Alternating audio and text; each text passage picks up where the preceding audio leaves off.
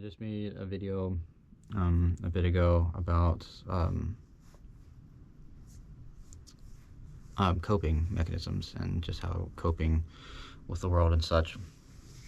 And it just got me thinking about this topic as well. With alcohol.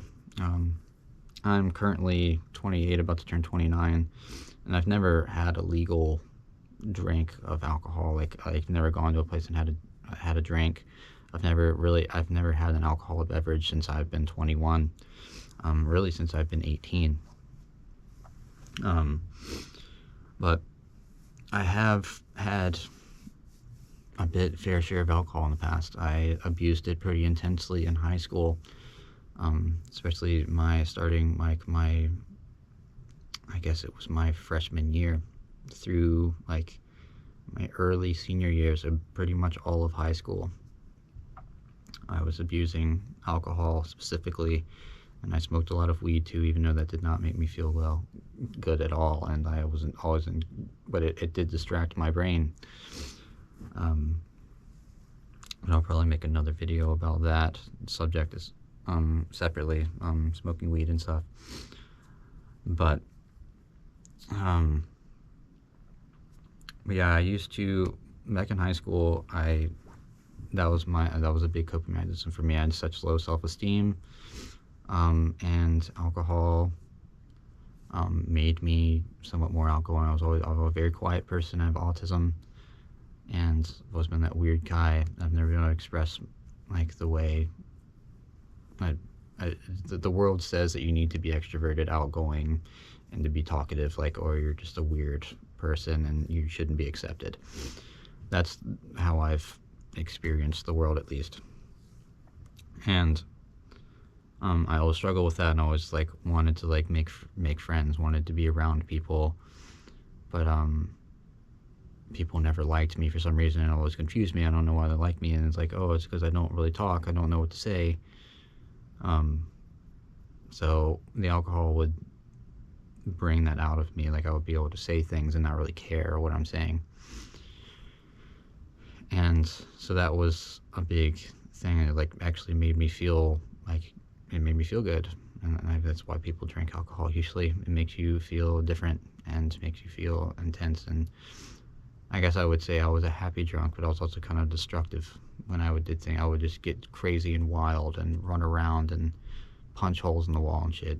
Never wanted to hurt anybody else, and it wasn't out of aggression, really. It was just I would get super wound up and just releasing energy, I guess. And that's another thing with autism, is releasing energy in certain ways.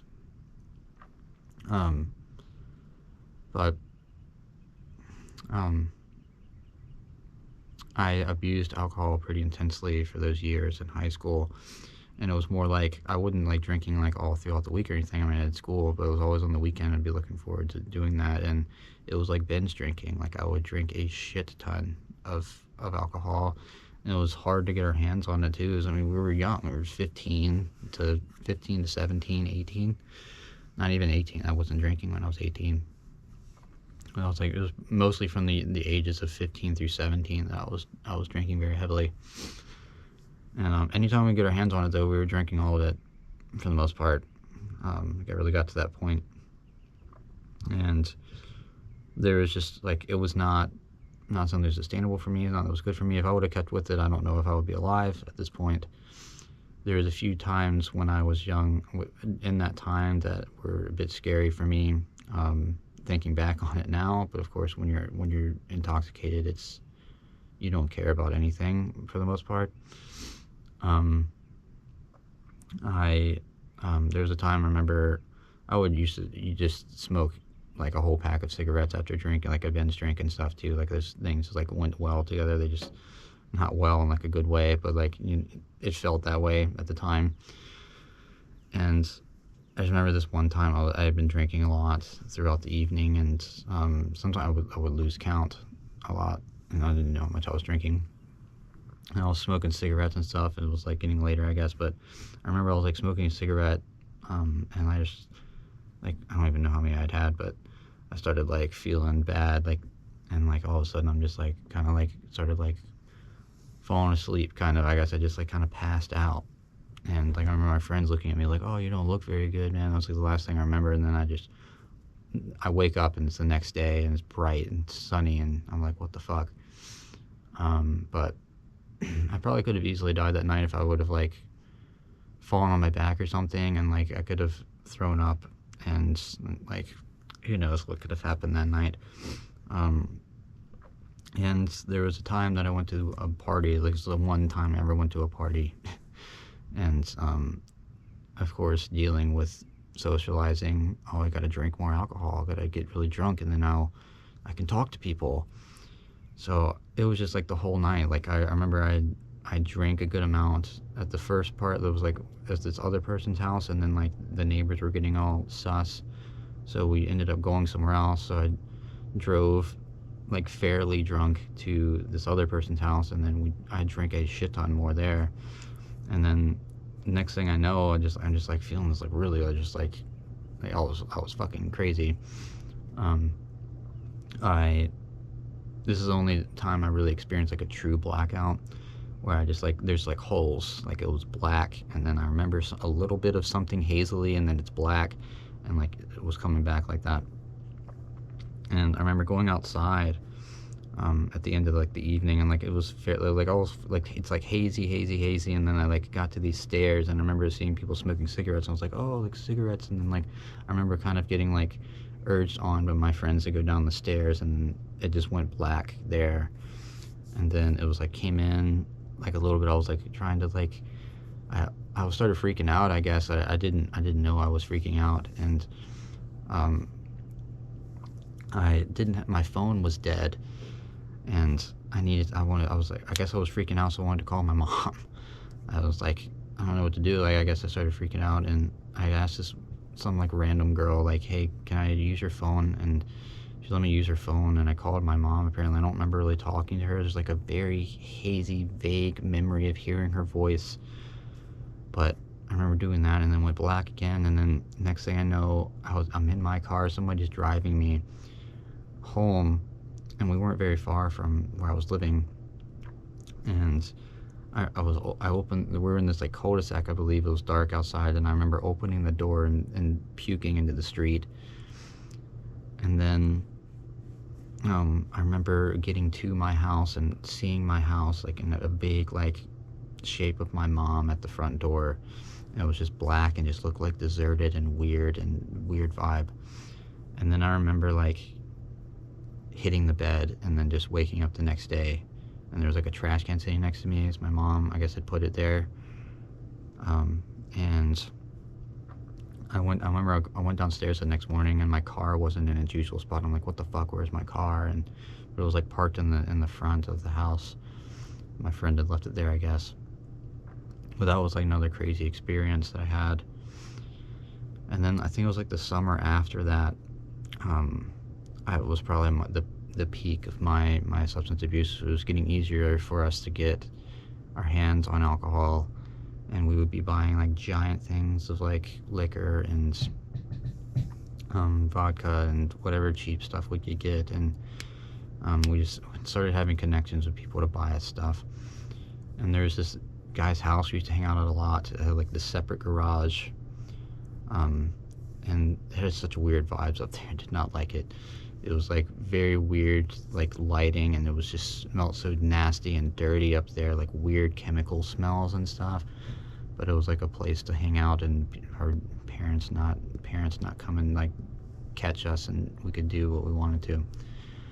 But we used to drink heavily there. This was like the summer of 2014, I'd say. And I was driving drunk a lot at that time. Like, I remember I just wanted, oh, we're gonna go out and talk to people. I'm fine. But I was getting shit faced. And I remember specifically one time driving. It's like it's kind of funny I remember it, but I don't remember it. I was, oh, we're gonna go down to like the McDonald's in town. It was probably like 20 minutes away, and I don't remember driving there at all. I know I was driving my car. I don't remember driving back besides one part. There's one part where there was this crazy hill that goes down really steep, and then like turns really intensely at the end. And I remember that part. That's the only thing I remember about that drive. And really mostly that evening. Like there's some like spotty things about that evening, but I remember like I guess that like turn. I remember the first time I went down there, it freaked me out. And um, that turn, like you could crash really easily. And I just remember going around that turn, like being just like like I came into like somewhat of clarity when I went around that turn. So just like I guess my adrenaline like broke through my like not caring, like somewhat that like fear broke through, and it was crazy to think about that now. It just like blows my mind that happened, and just like the sensations and the way our brains work is really crazy. But we made it back fine somehow. I could have easily died that night too. Like I could have easily crashed that car. Like I don't know how I didn't. I don't know how at all. But and what's crazy from that situation is that a few months later we were going back to that house. We had not been drinking yet, but we were planning on it. And we went, like I was riding with another friend, and I had always been so wary about his driving. He was not very good at driving, and he like cheated through like the driving like thing. He only drove like 3 hours before he started actually driving. Like his parents just like wrote in the time for him. So where I live, you have to like have a certain amount of hours of driving time when you have your learner's permit to get your license. And but he like passed the behind the wheel kind of test thing. So he was able to get his license and had to like his parents lied basically. But I remember just like we went around, we turned on this like it's just this dark back road. Like this guy lived out like in the country, and I just remember like we turned onto this road, and I just got this like weird like eerie feeling that, and I don't know. It was just, like it was a weird road and like didn't have any like markings in the middle of the road, and it had been raining that day earlier, and so the road was wet, and we got to that hill that I was talking about just a minute ago, and I remember we're going down, and I just felt like he was going fast. Like I was like, he's going, like I was thinking in my mind, he's going a little fast right now. And then the next thing I know, I was like, I remember feeling this little like the car kind of like fishtail like move a little bit, and the next thing I know, we smacked right into a tree. Like going like 55, 60 miles an hour is my guess. And it was black for a minute, like a black, maybe blackout. Like I think I hit my head on the seat. The seat was cushioned, so, but I did end up having like a mark on my head. And I didn't get a concussion or anything that I know of. But it was just weird. It's like all of this, it just happened so fast. And then I woke up and there was like smoke coming in the car. It wasn't on fire. It was just like the residual like from the engine, I guess. And we were like, what the fuck? We're all like dazed. My friend had blood all on his face from the airbag. And there was two other people in the car. I was one person. I was in the back seat, and I didn't have a seatbelt on either, which is crazy.